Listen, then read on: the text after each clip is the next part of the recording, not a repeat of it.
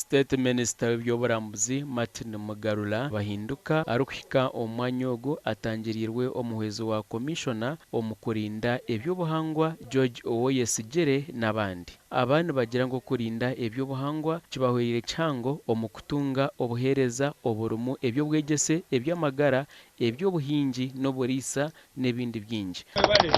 Mwebale tubasimba mwongera n'okongera kulinda kose bisoro nuva numulindira mu nekibira tuko so mwebale muno. Thank you so much. Biro na meya wetu Magoba Adolf tutambura turuka Kabarole tugaruka kuntu good esa hanka musanju muri muhano mu tambo sabo kusangwa abantu bengi bakabarabira mbizibu nkebyo ubutwakabuzi twagamba abantu numwetagake bagamba omurano so kutunga sente kuruka mu Eby'oburambuzi muno omukazi tuwombekera isomero eri senior tukakira obuzibu no butweturo kutambura kugenda kahunge kutambura kuruka potro no kusasule sente nyingi dene Eby'obuhangwa tuje kutema kitinisa tubirinde biza barambuza abazungu bahabanga kasente za dola chonganyo ngo umuntu akurira department y'urukuko kafredi nerebera isibakweta ngo ni magombe ninga bigodi wetland factory. Robert Mbagaya omujwecerwa wa chief warden awirindiro ry'enyamishwa erya Kibare nagira ngo abatuura okwekoramo omurumo okurinda eby'obuhangwa chwerire munonga abayunura okutungura eby'oburambuzi.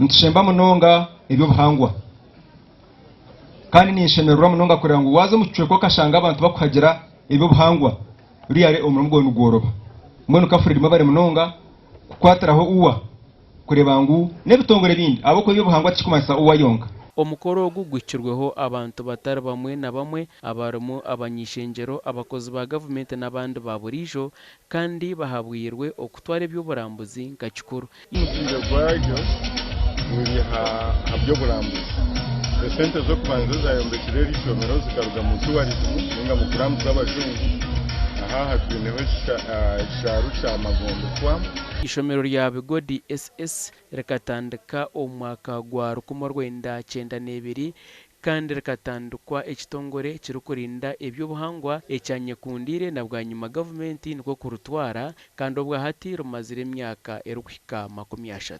Gashakwa Anthony Twine.